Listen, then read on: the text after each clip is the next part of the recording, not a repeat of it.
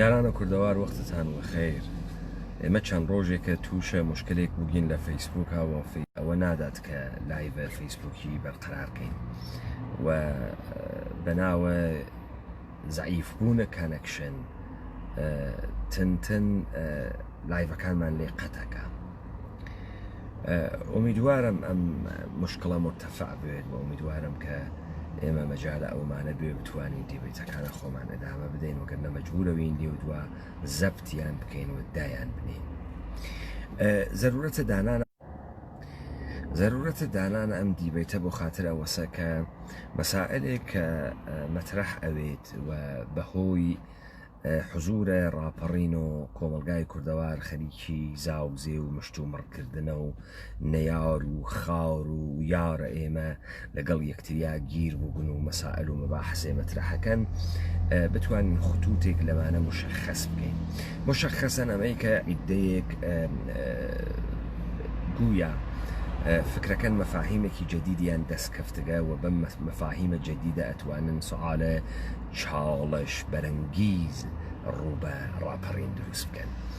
بە تایبەتی ئەوانەی کە لەسەر مستەڵەحات و نەهادەکان و مؤسساتەکانە نەهادە سڵتەی جەهانی ویسیاگن و ئوسولاً بێ هیچ تەفەکرێک و بێ هیچ وردبینیەک ئەم مەسائلیانە قبول کردگە و تحتە هاوردنە ئەدلە یا پرسیار مەترەحیەکەن بێ ئەوەی کە لە کونهە کەلامە ڕاپەڕین تێگەی بن، بێ ئەوەی کە هیچ دەرک و دەریافتێکیان بێت یا بێ ئەوەی کە لە تەعەمق خۆیان و هاتوێتە دەرەوە. تەبیعەتەن لە جەهانێکە کە ئامۆژگەریەش عمومی بووگەسۆ و ڕسانە و میدیا و تەلەڤیزیۆن و گۆڤار و ڕۆژنامە و کتێ و وا لە ئینحسارە نەزامە سڵتا و مردمی پێ بۆمباردمانت ئەکرێت و مردم فێرە هەنێ مەفاهیم و قسە ئەوێ بێ ئەوەی کە بیان فەهمێ دەرکیان بکە و تکراریان ئەکاتەوە خروجەکەیشی ئەوێت بە یەک جەهلە عمومی. جەهلە عمومیە کە حتا مردم نسبەت بە مەنافع خۆیان، نسبەت بە سەبەدە خانەوادەی خۆیان و نسبەت بە خۆراک و سفرەی خۆیشیان هیچ دەرک و دەریافتێکیان نییە. ئوسولاً تربیەت نەکریاگەن بۆ زندگی اجتماعیە ئەمڕۆ لە ناوە سیستەمە پیچیدەیەکە کە خەریکن تیا زندگیەکەن و بەرەبەرە یەواش یەواش تەمامە قودرەتەکان و تەمامە مەسائل ڕەفتاریە کە لە ئەمانە ئینسانی تەولیدەکە لیان ئەسنرێت و تەبدیل ئەکرێن بە توودە و تەبدیل ئەکرێن بە مشتێ ئینسانە بێ ئێرادە، مشتێ ئینسانە بێ دەسەڵات و مشتێ ئینسانێک کە فقط دەمیان پان کردگەسەوە تا نەهادێ بەناو دەوڵەت لە قەبارەی باوک و لە قەبارەی هەر کەسێکی ترا بەمانە خەدەمات بدات. بەر لەوەی کە ئێمە واردە مەسائلە بووین بێژم کە اتفاقێکی گەورە کە لە سەرزەمینە ئێمە کەوت شکستێک بوو و کەمبودێک بوو کە لە سیستەمە قەدیمیە ئیدارەیە کوردەوارە مەوجود بوو. ئەو سیستەمە شکستێکی کاملەن سیاسی بوو بە نەبوونە یەک ڕەوایەتە مشتەرک کە تعریفێکی مشتەرک بکات لە مردمانێک لە حەوزەی سەرزەمینیەکە زندگیەکەن و تعریف نەکردنە دیگەریە کورد یا تعریف نەکردنە دوژمنە کورد. ئەم مەسائلە مهمە و ئەم دوو ستونە عەسڵیە بوو بەهۆی ئەوەی کە ئێمە لە غفڵەتێکە سەرزەمینەمان نفوزی تێکریا، کۆرپۆریشنی تیادانریا و تەمامە ساختارە قەدیمیەکانە ئێمەی کولەن هەڵتەکان و نابودی کرد و تا بە ئیمڕۆ ئەم نابودی و کاولکاریە ئیدامەی هەز و مەحسوڵاتە جدیدی هاورد و ئێرائەی کرد. ئێستا ئێمە دانیشین بە ئەم تەعاریفە دەست پێکەین، بزانن کەسانێک ڕوو ئەکەنە ئێمە فکر ئەکەن وەکو کوێرە سپێ ئەمشت کەوتگ مەسئلەیەکی مهمیان کەشف کردە کە گویا هەبوون دەوڵەت ئەویش بەم تعریفەی کە ئەمان لە دەوڵەت هەسیان وسولاً کەسێ تعریف دەوڵەت ناکە. پس وەختی تعریف دەوڵەت ناکە فەرز ئەکا بەمەی کە ئێمە ئەزانین دەوڵەت چییە. ئێستا ئێمەش فەرزەکەین کە هەدەفە ئەو ئاغا لە ئێرائەدانە مەسئلەیە بەناوە دەوڵەت و مەفهومە بەناوە دەوڵەت دەوڵەتە ئێرانە، دەوڵەتە عێراقە، دەوڵەتە تورکیەس یا تەمامە دووەلێکە کە لە سازمانە ملل متحیدە عضویەتیان هەز و ئەندامە سازمانە ملل متحیدن. لە قەبارە ولا سايزة دولة ملتية بهبون قانون أساسي لاختيار قرتنا انحسارات قدرت لاختيار قرتنا انحسار تشاب بول لاختيار قرتنا ولا انحسار قرتنا تمام حوزة هاي جيانة اقتصادي اجتماعي وسياسية مردمانك لحوزيكي تعريف شدي سرزمينيا بناو ستيت بس إما أم مفهومة لدولة لما قبولة كين شون أو كوافر زكاك إما أزانين دولة شيا أويك أب عنوان الدولة تعريف كرياغس هو مشخصا إيالات المتحدة أمريكا مدلة جورا كيسي كمن بخويندنا وي إعلامي استقلال أمريكا آما جن بيكر إجي دولة وظيفي باراستن مالو آزاديو تعقيب إنسان بو خوشبختية أما وظيفة دولة يعني دولة برجواندية عمومي منافع عمومي national interest باريزغاري أكا بوشي بو حفظ جيان يعني أشيتنا ومقولية أمنيات لهمو بواريكوا بو حفظ مالكشيات بو حفظ آزادي أفراد سرزمينك يعني أجر دولة موجود نبي كخير مطلقة بشر حج كاملة معنى نبوكا تأما هم ادعايك واهية هم ادعايك أحمقانس هم ادعايك دروزنانس بو خاطري أويكا مهمترين اتفاقات زندگي بشر لغياب دولة كوتكا يك دروسبون كرستي بناو الزوان دروسبون الثروات وتوليد الثروات دروسبون اجتماعات إنساني دروس كردن بنياد جامعة ومشخصا بتشوكترين نهادي كخانواد بي وقت تو برسيك أكي لحوزي زندگية اجتماعية إنسان حضور الدولة بو حج كاملم اتفاقا مهماني كمن وتم نزروا ريبوغا ونا دولة بيشي هاوردنا أصولا حج كاملمانا بيري لينا كرياغا سودان رياغا مثلا مردم بيري لينا كرغسو زواني دروس كات وأم زوانة بيريت كبتوانيت بو ارتباط كرتن نيواني يكتريا بكاري بيني أما اتفاقا نكفتك بلكو زوانا كان للرونديكي تاريخيا بر أساس الضرورياتك زندگي إنسان هلي أجريد دروس أول بويا تلاشة بو دروس كردن زوانكي وكو سبرانتو بحج كويناغات چون أمريكي مسنوعة بس إما لقرا باطلي أكينو كحضور الدولات سبب باراستن جانا مردم بوغا مالا مردم بوغا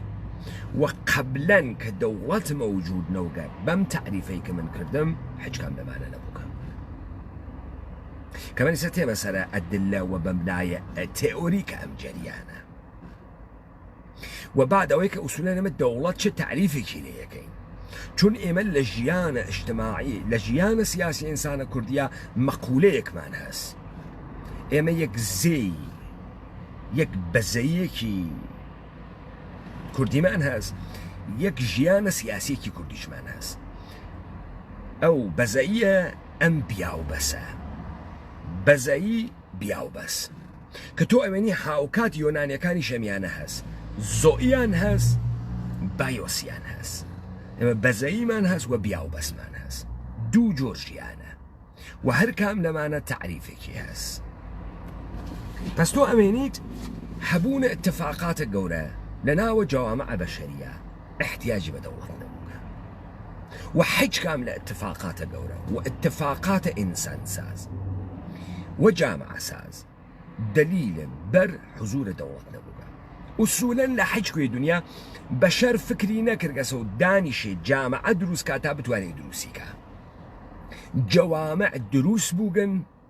وبعد سازو كاركاني خوانيان تعريف كردقسو بو مانوا بو تداوم جامعة قبل از أمريكا كسيك بناوي قانون گذار يعني كسي بيت قانون توليد كا قانون موجود بوغا نەم حامی گەرەک بووگە نە قانون ناس و حقوق نە حقوق دانی گەرەک بووگە و جەوامع بۆ پاراستن خۆیان و ئیدامەدان زندگی ئیجتماعیە خۆیان بۆ خۆیان قەوانینیان تعریف کردگەسۆ و قەوانین قابل پەیڕەوی بووگن و گشت کەسێ ئەم قەوانینەی ڕعایەت کردگە و هەر کەسێک کە ئەم قەوانینەی ڕعایەت نەکردگە لە عوزڤیەتە جامعە خەلع بووگە و دەریان کردگە و مجازاتەکانیشی مشخص بووگە. مشخصەن ئەگەر شتێک بێژم کە وەکو مثال تۆ بەکاری بووی مەقولەی دەستدانە لە معاملاتە. تۆ وەختێ معاملاتت قەتعی ئەوێت کە دەست ئەدەی، ئەمە قانونێکی تەبیعی گوزەشتەس. ئێمڕۆیش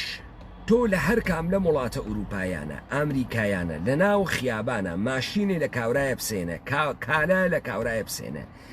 تا دەسی لەگەڵا نەدەی معاملەکە ئینگار ناقسە لەوانەیە کاورا پێت نەفرۆشێ حساسکە پێی بەری خوارد. بۆیە تۆ ئەوێنی حتا ئەمانەی کە ڕئیس جومهورای ئەم دەوڵەتانە وەختی قەرارداد تەکە یەکتریان زاکەن تەوقەکەن دەست ئەدەن. ئەمە قەوانینێکە کە مردم بۆ قەتعیەت و بڕینەوەی معامڵە وەختە خۆی دروستیان کردەگەن و هەنووز کە هەنووزە ئاسەوارە ئەم قەوانینە لە ناوە مردمە مەوجود بووگە. قانون مەوجود بووگە، ئەمە قانونێک کە مردم خۆیان دروستیان کردەگە، قانونێک و ئیجبارێک کە بەسەر خۆیان دایان نیاگە تا بتوانن تەداوم زندگیان بوێت. بزانن تۆماس هابز ئەو کەسەی کە نەزەریەیە دەوڵەت دانێت و بەد ختمە بە دەوڵەت تەداومە دەوڵەت‌هایە ئوروپایی و تەولیدە دەوڵەتە یاڵەتە متحدەیە ئەمریکا ئەوێت وا بەحسەکە فەرز ئەگرێ. فەرزە ئاغای تۆماس هابز ئەمەسە کە زندگی ئینسان بێ دەوڵەت پێ ئێژی جەوامع تەبیعی. جەوامع تەبیعی لە نەزەرم ئاغا جامعەیەکە کە دائیمەن وا لە ناوە شەڕە. بۆ دائیمەن وا لە ناوە شەڕا بۆ خاتری ئەوەی کە ئینسان دارای خشونەت ڤایۆلەنسە، لذا ئینسان ئەوێت و گورگە ئینسان. بۆ خاتری ئەوەی کە دوو نەفەر کاکە ئەحمە و کاکە عەلی هەرتکیان گورگن یەکتری نەخوەن، ئێشێ شەخصێکی سێوەم بەناوە نەهادە دەوڵەت مەوجود وێت تا بەر بە کاکە عەلی و کاکە ئەحمە بگرێ یەکتری بخوەن و بتوانێ ئیجادە سڵح بکە. دێ ئەم قەزیە منتەقەن متەناقزە، درۆزنانەست و غەیرە قابل ئیسباتە. بۆچی؟ بۆ خاتری ئەوەی ئینسان سرفەن مەوجودێک نییە کە فقط خشونەتی بوێت یا ڤایۆلەنسی بوێت یا وەسوەسە و زیادەخواهی بوێت. ئینسان لە کناریشە عاتفەیشی هەز، ئەقلیشی هەز، منتەقیشی هەز، ترسەکانیشی هەز، مەیلە بە زندگیشی هەز. ئەگەر ئەمەی کە تۆماس هابز ئێژێ ڕاست بێت دێمەشەیە بەل نەمایە لەسەر ئەم زەمینە، مەشە ئیتر هیچ کەسێ نەمایە تا ئەگەی یاغای تۆماس هابز. ئەی چۆن ئینسان هایەک لە ناوی جامعەیانە سیستەمێ بە ناوی حاکم، نەهادە حکوومەت، تەبەقەیە ئاریستۆکرات، تەبەقەیە مۆنارش مەوجود نەبووگەن، زندگیشیان کردگە و تەداومە نەسڵیشیان بووگە و حیاتە ئیجتماعیشیان بووگە و بازرگانیشیان کردگە و تەولیدە سروەتیشیان کردگە. وانگەهی ئەگەر ئەم بەشەرە کاکە ئەحمە و کاکە عەلی تەواوە وجودیان خشونەتە، یعنی ڤایۆلەنسە، تند و تیژیە، ئەی ئەم نەهادە دەوڵەتە خۆ لە ئاسمان و خوای نەخستکەسە خوارەوە بووی. ئێدێ بەشەرن تەحتە ناوە تەبەقەیە حاکمە سوارە ئەمە بووگەن. دێ ئەمانیش مستەسنانیە لەم قاعدە. چی ئەمان ئەکا بە خەیرە مطلق؟ چی ئەمان ئەکا بە خەیرە مطلق؟ دێ کاکە ئەحمە و تند و تیژە، کاکە عەلی تند و تیژە، دەی تۆ مەسعودە بارزانی و جەلالە تاڵەبانی و مەسرور خۆ فریشتە نیە لە ئاسماندا کەوتوونە خوارەوە. ئەوانیش وەکو کاکە ئەحمە و کاکە عەلی درۆزنن، تابع شەهەواتن، تابع نەفسانیاتن، خشونەتیان واتیان ئیمکانی هەست دزی بکەن. بۆ ئەمانە خەیرە مطلقن ئەتوانن بەسەر کاکە ئەحمە و کاکە عەلیە سوار بوون. بەس ئەمە نا مەبنایەکی ئستدلالی دروستی هەست بەڵکو هەر ئینسانێ ئەم ئستدلالە قبولکە ئەحمەقێکی بەتەمام مەعناس ولا ئینسانیەت بە دوورە يعني توجيهكي بغاية أحمقانة ودروزنانة وكلاوبردارانة وشارلاتانانس بو گونجاندن و تعريف كردن وظيفة بنا ووظيفة دولت كأم دولة انحسار قدرة قريت دسي تماشا كان انحسار قدرة يعني چي؟ يعني كاكا أحمق كاكا علي حقيانية للزور استفادة كان بەڵام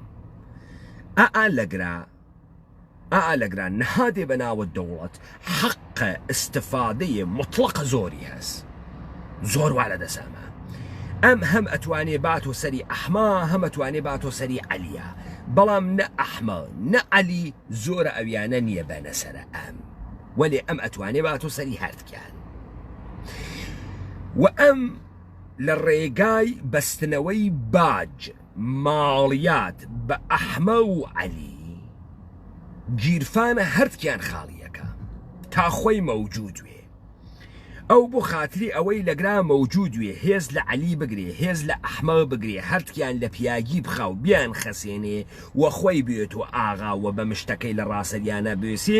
گیرفانە ئەحمە و عەلی خاڵیەکە لەژێرە ناوەچی لەژێرە ناوە باج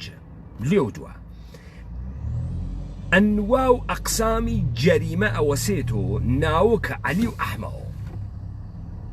لەم وەسەتە کێ بردیوە لەم وەسەتە نەهادێ بە ناوی دەوڵەت بردیوە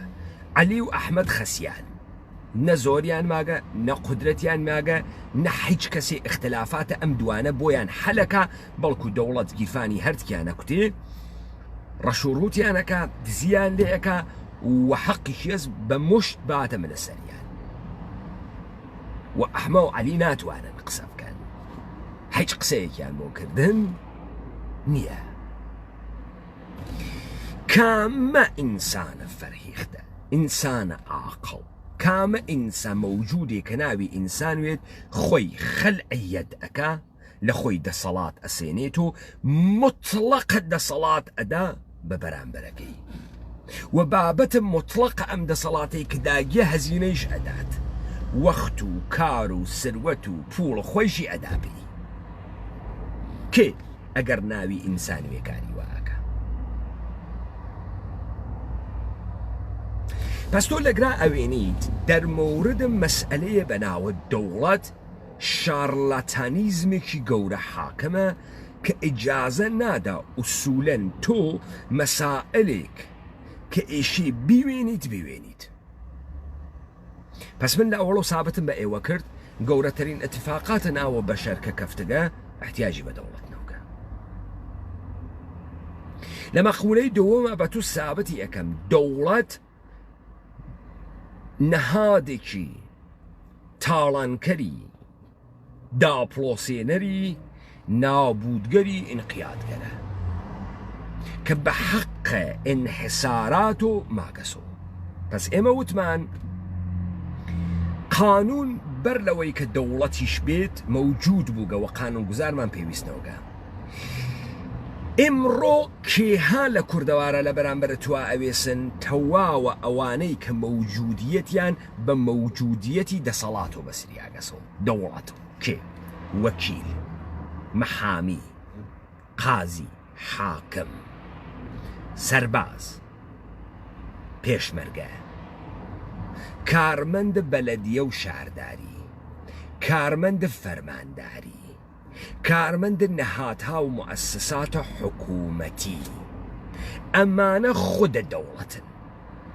و نایەڵن دەوڵەت بڕوا چون ئەگەر بڕوا کاورای قازی و حاکم لە کوێنان بخوا بزانن مثالێک لە سەرزەمینە ئێرانتان بۆ بم شتێ بەناوە ناسیۆنالیزمە ئێرانی لە زەهنە مردمە ئێرانە مەوجود نییە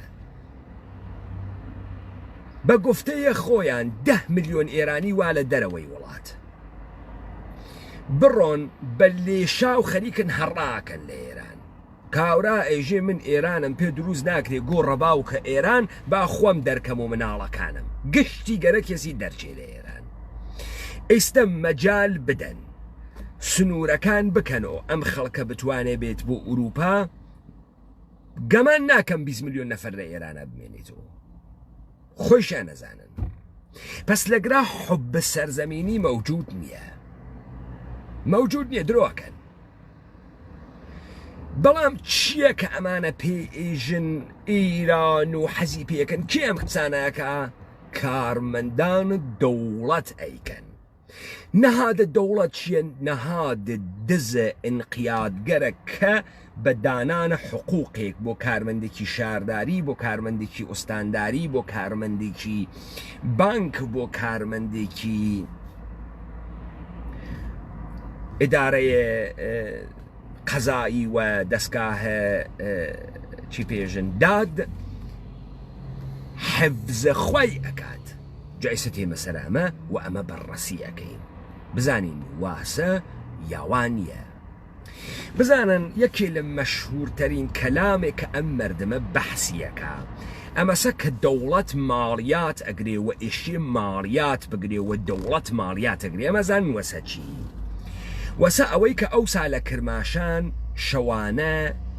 ئەیان و دز مەوجودە کاورایە ئەهات پێیانە و ئاتاس خۆی وەخۆی ئەیوت ئاتاس دارێکی ئەگەر تۆ دەسۆ فیقلەیەکیش لە دەمیا و سووتێکیش لە دەمیا و سووتی لێ ئەدا شەوانە و ڕاحەت بخەفن من خەوەرم دز نایێت هەفتە و هەفتەیش ئەیدا لە دەری ماڵەکان ئەی و دابا پوڵ بێ پوڵم پێبەن چون من ماڵەکەی ئێوە ئەپارێزم کاورایش ئەیوت کاکە گیان خۆ من داوام نەکردگە لە تۆبی من بپارێزی یە قەرانە پێ نادەم من خۆم وامە ماڵا وەکو شێر دانیشکم و سێ کوڕم هەس و پاڵم داگەزە و ئەم پوڵە نادەمەوە تۆ ئەم شغڵتە بۆ خۆت تعریف تۆ ئەم شغڵەت خۆت بۆ خۆت تعریف کردگەسەوە تۆ خۆت هاتی ئەم شغڵتە بۆ خۆت تعریف کردگەسەوە مشتێ دەڵە دزە ڕەفێقیشە ئەخەیتە گیانە مەردم ئوسوڵەن تۆ خۆت وایتە کە دزە تۆ تێ ئەزانی کامە ماڵکاوران لێ لە ماڵا ئێژی وە ڕەفێقەکانە بیدزن تۆ کشیکە دزەکان ئەدەی نەکشیکە ماڵە مەردم وا فکریە کردو پوڵی پێنێدا بڕێ ئەیدا بڕێنێدا دەوڵەت بووگەسۆ ئاتاسەکانە کرماشان خۆی بۆ خۆی شغڵی تعریف کردگەسەوە بەڵام من گیانە تۆ ئەپارێزم وڵا تۆ بێجا کرد تۆ حەق نییە گیانە من پارێزی من خۆم گیانە خۆم ئەپارێزم تۆ حەق نییە بۆ خاتری ئەمە گیانە من ئەپارێزی قەوانین وەزعەکەی انحسارات لەدەست بگری دخالت لە بازار بکەی دخالت لە شێوەی تەولید بکەی دخالت لە دانانە پوڵ بکەی تۆ بیت باج لە من بسێنی سروەتە عمومیە جامعەیە من حڕاجکەی پوڵ بەدەست بێری خەڵک استخدامکەی تا نێرەکەری بە ململۆ بکەی تۆ حەج کام لەمانە بۆ ڕفاهمن ناکەی مثال بدەم مثال دەوڵەت تێ لە کاکە ئەحمە 10,000 تمەن ماڵیات ئەسێنی مانگێ 10,000 تمەن ماڵیات ئەسێنی لە ژێرە ناوە چی لە ژێرە ناوە ئەمەی کە دەوڵەت خەدەماتە عمومی ئەدات یعنی وەکو مەسکەن یعنی وەکو ڕێگەسازی یعنی وەکو بیمارستان سازی خدمات بهداشتی ئەدات خدمات عمومی شەهری ئەدات ساخت و ساز دروست ئەکا بنیاد و نەهاد دروست ئەکا کە بە نەفع جامعە است بە نەفع کێس بە نەفع جامعە است جای سەبا بێنێ مەمە بەڕاستیکەین 10,000 تمەن ماڵیات لە کاکە ئەحمە ئەسێنن کە بێن ئەم خەرجانە بکەن بۆ جامعە ئوسوولەن وەختێ تۆ بەڕەسیەکەی ئەوێنی دەوڵەت لەم 10,000 تمەنەی کە لە کاکە ئەحمە سەندی 200 تمەنی خەرجی کاکە ئەحمە کردگە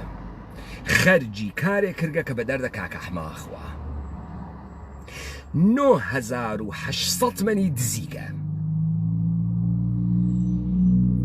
بڕێکی خەرجی دار و دەسەی خۆی کردگەن کە ئەم نەهادی بوێ بێ بتوانێت 10,000 تمە لە کاک ئەحمەد بسێنێ ئەگە کاک ئەحمەد تەکانی خوار بیگرێ مەحاکمەی کا بیواتە دادگا قازینان بخوا پۆلیسنان بخوا ئەم بگرێ بیخاتە زندان گەورە بێت تا ئەو بتوانێت ئەم 10,000 تمەنە لە گشت کەسێ بسێنێ دەرسوورەتێک کە دەوڵەت خەدەماتێک کە دای بە کاک ئەحمەد چەندێک و 200 مەن 200 مەن دەی ئەگەر دەوڵەت لە دەقیقەی ئەوەڵە هەر 200 مەنی لە کاک ئەحمەد بسەندایە و 200 مەن خەدەماتی وە کاک ئەحمەد بدایە لەگرا دزیە اتفاق ناکەوت وەلێ دەوڵەتیش گەورە ناو وەلێ دەوڵەتیش سەرکێش ناو وەلێ دەوڵەتیش قەدەر قودرەت ناو وەلێ دەوڵەتیش مردمی ناخەسان چون زۆری نەو ئێستا دەوڵەت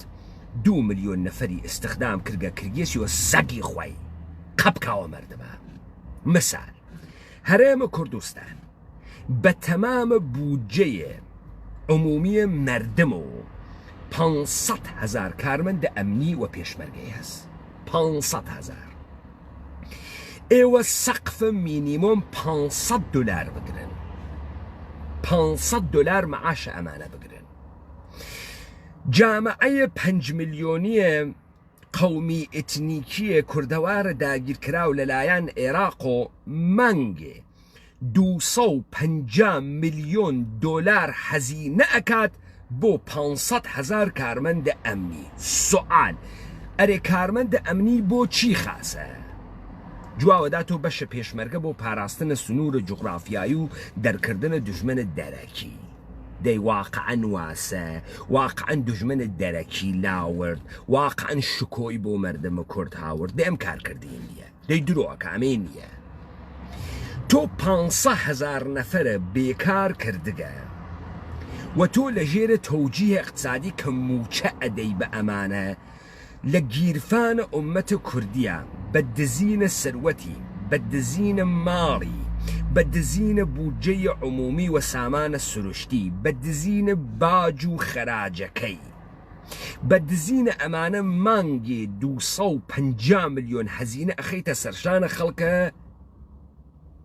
کوردەوارە داگیرکراوە لای ئێرە بکاتە چەنێ بکاتە نزیکە 3 ملیارد دلار لە ساڵە باشە خەڵک لە خۆی سوال کا چوار اقتصاددان بێرێت داینێت 3 ملیارد دلار بودجەی عمومی مردم لە اختیارە مردم لە بەش جۆرا و جۆرا بوایە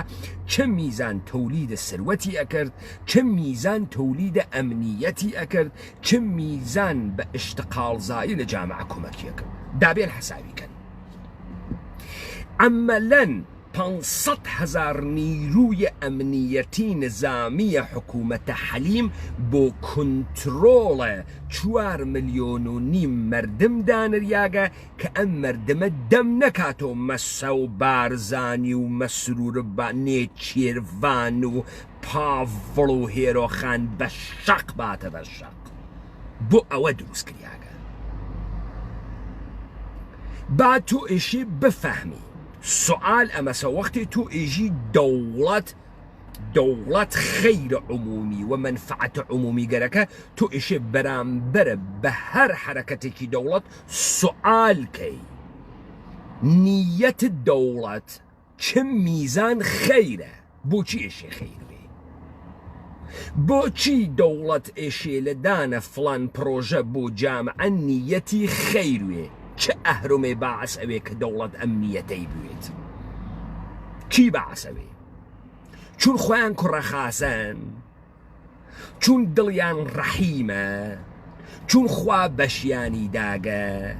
چون فرە میهرەبانن و نە چۆلەکە چی باعث ئەوێ ئەمانە بیر لە خەیرە مردم بکەن بیر لە خەیرە سەرزەمین بکە چی باسەوێ تۆ ئێشێ بێ ئەنگیزەی ئەمانە بەڕەسی بکەی بزانی تۆ بە عنوانە تاکێکی ئەم سەرزەمینە ئێشێ بۆچی ئێعتماد بکەی بە بنەماڵی بارزانی و تاڵەبانی چی پاڵ بەمانەوە ئەنێکە کارە خەیرە عمومی بکەن چی مثال پارتی و یەکێتی دەوڵەتە ئێران دەوڵەتە تورکیە دەوڵەتە عێراقی کە بەسەر گیان و ماڵە ئێمە حاکم بووگە سیستەمەکان و مؤسسات و نەهادەکانە خۆی دانیاگە تا ئیستا چەند نەفرات کە بەڕەسی بکە بزانێ بنیاد مستەزعەفان کە مؤسسەی دەوڵەتە ئێرانیە بە حەزینە و بە تاراجێکی گیرفانە مردم چووگە بەگرتن باج و خەراج و فرۆشە سروەتە سەرزەمینی و کارە مردم دروستکریاگە چه میزان بازدەهی اقتصادی بۆ مردم بووکە بن تۆجیهات اقتصادیەکەی بێرن چه میزان بووگێسی تەبیعەتەن هیچ کە جواو ناداتەوە بزانن کاوراتێت کاکە ئەحمەد 10,000 تمەن ماڵیات ئەدا دەوڵەت هەڵەسێ ئێژێ من 1 ملیارد دۆلار بوجە اختصاص ئەدەم بۆ شەستیەکەی سلێمانی پەیمانە حەیدەری ئێشی بێت 100 دۆلار ماڵیات بۆ ئیشە ماڵیاتە بەم چون دەوڵەت پرۆژەی عمومی واوە دەسۆگەرێکی جادەی شەسی بۆ سلێمانی دروستکە ئەوەڵەن تۆ خەریکی 100 دۆلار لە من ئەسێنیت و لە کەسانێ وەکو من ئەسێنیت 100 دۆلار من فەقیر ئەەکەیت و کە خەدەماتێک بە ئەندازەی 100 دۆلار بە من بدەیت کێ ئێژێ ئەولەویەتە من دروستکردنە جادەیە شەسیە لە سلێمانی تۆ بۆ جادەی شەسی بۆ سلێمانی دروستەکەی کێ ئێژێ پرایۆرەتی و ئەولەویەتە مردمە سلێمانی دروستکردنە جادەیە شەسیە جادەیە شەسی بە نەفعە کێس تۆجیهە ئابووریە جادەیە شەسی چییە تۆ ئەم پرۆژەتە بەرئەساسە چی هاوردگە 1 ملیارد دۆلار تەحمیلەکەیتە سەرشانە ئێمە بعد ئێژی تۆ کرێکارە بردگە لەوێ کار بکەن مەعاشت داگە جامعە چەرخێت و درۆ ئەەکەی تۆ 1 ملیارد دۆلار پۆڵە لە ئێمە دزیگە هاوردگتە 10,000 نەفەرە لە کارەکە برگە بە کار بە کۆمپانی خارجیش تازە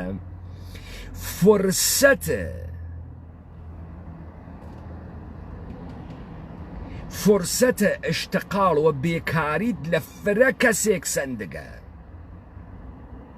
تۆ بەم 1 ملیاردەی کە لە مردم سندگتە مردمە فەقیرتر کرد و فرە کەسێکی تریشت بێکار کرد بە دروستکردنە ئەم جادەی شەسیە پس تۆ لەگراوێنی هیچ کەسێک نایەت حساب بکات ئەم جادەی شەسیە منفعەتی بۆ کێس نێ لە ئەولەویەتە منە من ئەم ماڵیاتە تۆ لە منە سندگە بردگتە بە ناو خوەتۆ لەسرە ئێرادەیە خوەت بە تەشخیصە خوەت جادەیە شەسی دروست کرد تۆ خەیلێ غەڵەتە کرد جادەی شەسی دروست کرد چون جادەی شەسی نە وا لە بەرژەوەندی منە نە تۆلیدە کار بۆ منەکە لە ئابووری منە نەقشێکی هەست نەوە دەردەخوا تۆ بینا دروست ئەەکەی بە چ دەردە منەخوا بینایە کە بە پوڵە ماڵیاتە من دروستیەکەی بە سەروەتە عمومیە جامعەیە من دروستیەکەی من دەفعەیە پێی تێ ناخەم بۆچی تۆ گیرفانە من ئەوەڕێ و ئەیوەی بە زۆرە ملی و بە نێرەکەری خۆت لەوێ بەکاریەوەی حزورە دەوڵەتەکان لە زەرفە 300 ساڵە گوزەشتە بێجگە لە گوستەردەکردنە ئینقیاد تاڵانکاری شەڕ جنایەت و بە کۆی لە کێشانە ئینسان هیچ سەمەرەیەکی ترینەوگە یەکێک ئەگەر فرە فکر ئەکات فرە وا لە چەندەیە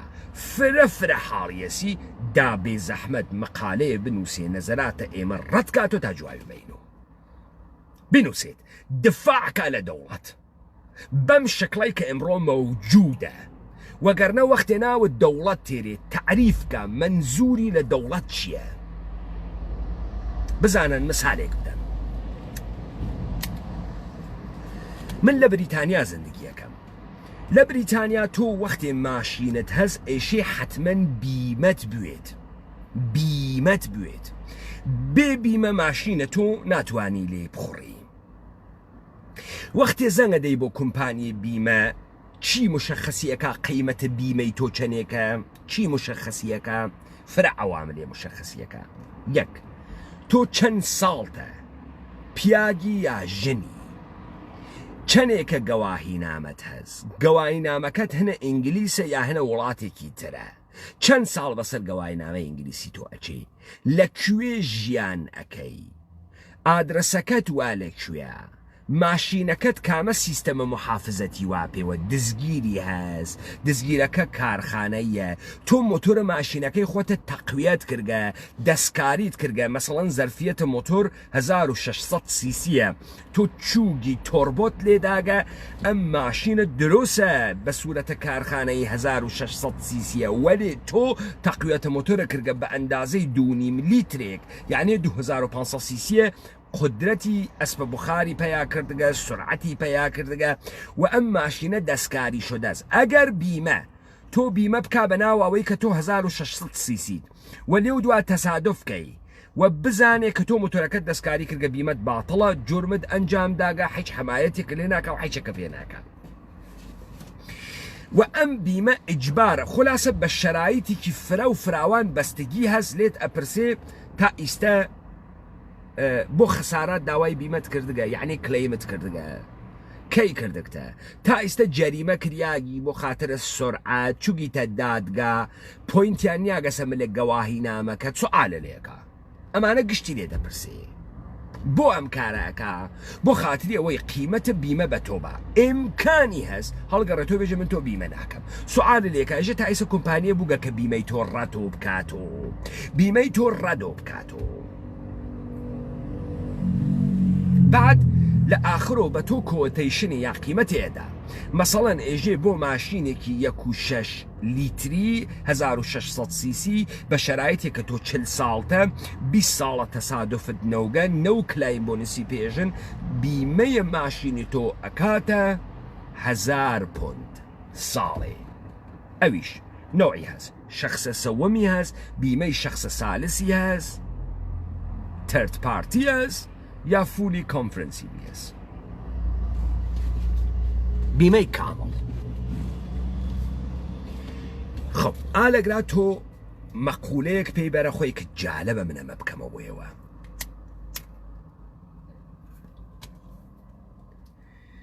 شرکەتە بیمە بووگەسۆ مەسئولە گیانە من و بووگەسۆ مەسئولە گیانە مەردم بۆیە بیمەیان زەروری کردگە ئەوەن دەوڵەتە بریتانیا تەپی داگەسە سەر ئەم جامعە خەڵکی ڕوتۆ ئەکاتەوە جەهان ڕوتۆ ئەکاتەوە لە کنارە ئەمە سازێکی تریشی تعریف کردگە بەناوە محافزەتە عمومی و خصوصیە مەردم لە خۆیان ئەوە چییە بیمەس بیمە ئیستا تێت گیانە من بپارێزێ و گیانە مردم بپارێزێ محفوظی کە چۆن محفوظیەکە ئەگەر من تەسادفێ بکەم کە من ناتوانم لە ئۆهدەیە خەسارەتەکە بەربێم خەسارەتەکە گیانی بێت لەشی بێت بیمە نەهادێکی گەورەتر و قدرەتمەندترە و ئەتوانێم خەسارەتە بدا ئەم اتفاق ئیمکان هێز بۆ یە نەفەر بکەفێ ئەمە یەک پس خەسارەتهای گەورەی ماڵی بیمە ئەتوانێ بیدا من ناتوانم بیدا دەرنەتیجە شخصە دووەم بە ڕاحەتی تێتە ناوە خیابان چون ئەگەر تەسادفێتەکی منابکەوە من بیمەم بوێت قاچێکی بشکێت بیمە ئەتوانێ 6 مانگ بێکاریە ماغا تەقبولکە مناڵەکەی بمرێ 200,000 پوڵە خوێنی بە پۆند ئەمە نکتەیەکی تر لەگرام مهمە خۆ بیمە گەوج نییە چون هەر کەسێ ئیمکانی هەست بێت لەگرا 500 من پوڵە بیمە باوە هەر کارێ بکە لەذا بیمە تێت لەگرا بۆ خۆی یەکسری قوانین تعریفەکاتەوە ڕانندەیە کە قەبلەن تەسادفی کردوێت دیارە ڕانندەیەکە کە تەوەجۆه ناکە ڕانندەیە کە هەر جەریمەیان کردووە سرعەت فرەچوێت ڕانندەیە سەرکێشێکە ئەمە ریسکە خەتەرەواتە سەرەوە ئەمە باسی گیانە مەردم ئەوێت ڕانندەیە کە قەبلەن ڕەدیان کردگەس و بیمەی پێنادەن یعنی ئەمە ئینسانە خاتیەکە مشکل سازە سوء استفادەکەرە و دەرنەتیجە ئێمە تێن چی پێەکەین ئێمە تێن ئەم ڕانندە منزەوی ئەکەینەوە ئیتر نەتوانێت سواری ماشین بوێت پس بیمەی ناکەین سوال باشە ئێمە ئەم کارکردمانە قبوڵە ئێمە قبوڵمانە دەی دەوڵەت تۆ چکاری ئای دەوڵەت تۆ چکاری دەی تۆمان بۆ چییە؟ وەختی ئێمە ئەتوانین نەهاتهایە وەکو بیمە کە ئمڕۆ لە ناوی جەوامع مختلفە غەربیە مەوجودن کە تۆ ماڵت بیماکەی پوڵت بیماکەی سروەتت بیماکەی مڵکە بیماکەی تێ دووربینە بۆ دانێت مەسەڵەن تۆ پوڵت ئەدەیت و فلانە کۆمپانی پوڵت نگەهداری بۆ بکە ماشینی تایبەتی هەست نیروی پۆلیسە مەخسوسی هەست خۆی هەسی ئەو کۆمپانیە هەسی و بابەتە ئەمە لە تۆ هەزینە ئەسێنێ ئێمە چ احتیاجێکمان بە دەوڵەتە تۆ چ کارەی لە مۆسەدە تۆ بۆ مەوجودی لە مۆسەدە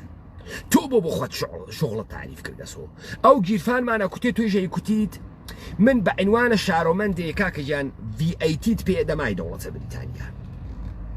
من ئینکام تەکسە پێ ئەدەم یعنی تۆ ئەیسێنیت لە پوڵەکان ئێمە هەڵیەگریت تۆ ئەمانە گشتی ئەسێنیت بعد تی بیمە ججباریەکەیت و بەسەرمای تۆ چکارێ پەرسوختە بۆچی منەشێ بیمەیش بەم دێ من وەختێ بیمە ئەدەمی تر تۆم بۆ چییە پس تۆ وەختێ لەمە تێ ناگەی ئەمە نافەهمی ئەوێنیت قەشەنگ قوتیتیان کردگە نازانیت زەرورەتە بیمە چی بوو زەرورەتە بیمە ئەوەوە کە ئەمنیەت تۆ پارێزێ تۆ بۆ ماڵەکەت بیمەکەی ئەگەر تۆفان لێیدا ئەگەر سووتیا ماڵەکەت بیمە پوڵە پێ ئەداوە تۆ توانی ماڵەکە بیمە شتێ بەراورد ئەکا بزانێ ماڵی وەکو دەستکە لە بین چێت قیمەتەکەی فەرقەکە لە سەرزەمینێکاوی زلزلەی بوومەلەرزەی بێت لە سەرزەمینێکاوی تۆفان بێ لە جێگەیەکاوی کە سیستەمە ئەمنیەت ماڵەکە سیستەمە گازە ماڵەکە دروستنەوێ محەلەکە محەلەیەکی فەقیر نشین و جۆرم لە سەراوێت قیمەتەکە بۆ واتە سەرەوە دەی کاورایە بۆ ئەیشێ بڕوا ماڵ بیمە بکە وەختێ دەوڵەت مەوجودە دەوڵەت ئیدعاکا کە ئەمنیەت جامعە ئەپارێزێ دەوڵەت ئیدعاکا کە گیانە من ئەپارێزێ ئیتر بۆچی ئەشێ من بڕۆم بیمە بکەم زەمینە کەشاوەرزیم بیمە بکەم مەحسوڵە کەشاوەرزیم بیمە بکەم ماڵم بیمە بکەم دەی من وەخت وەسەتە چ کارەس پس مەقولەیە ئەمنیەت بەدەستە دەوڵەت نەبوو بۆ خاتری ئەوەی کە من هەرچیە کە خۆم بووم خۆم ئەتوانم لە ژن و مناڵم دفاعکەم خۆم ئەتوانم لە کۆمپانیهای ماڵم ماشینم گیانم گشتی بیمەکەم چ احتیاجم بە دەوڵەتە تەبیعەتەن ئەم مەقولە کەسی جوابی نهاتەوە دەوڵەتەوە ئیتر بۆ خۆی نێرەکەریەکە و داگەسێ من لەسەر ئەم مەردمە و دز ئەو ئەتوانێ وە مشت باتە مە لە سەرت و ئەو ئەتوانێت گیرفانت خاڵی بکە و ئەو ئەتوانێت لە تۆ بکوژێت و ئەو ئەتوانێت لە تۆ بدزێت و ئەمە بووگە بەم خەیرە مطلقی هیچ کەسیش بیری لێ نەکردگەسۆ وجودە زەر مؤسساتێک کە تحت ناوە ئیدارەیە دەوڵەت لە جامعە مەوجودن چەنێ بە خەیرە عمومیە مردم بە ئەمنیەتە مردم بە مالکیەتە مردم بە گیرفانە مردم بە گەشەیە مردم کۆمەکی کردگە هیچ نابوودە مردمی کردگە وەختێ تۆ ئەم مەقولە بەڕسیەکەی پێی ئەوەی و حزورە دەوڵەت بۆ قەتڵ عامە مردم بۆ نابودیە مردم بۆ تاراجە سەروەتە مردم بۆ بە ئینقیاد کێشانە مردمە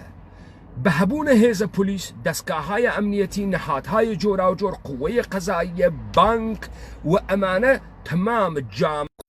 وەک دەمی خسکەسە ناوە دەمارەکانە جامعە و جامعە ئەخواوە تاکە ئینسانی نابوو دەکات ئەمە زەرورەتە دەوڵەتە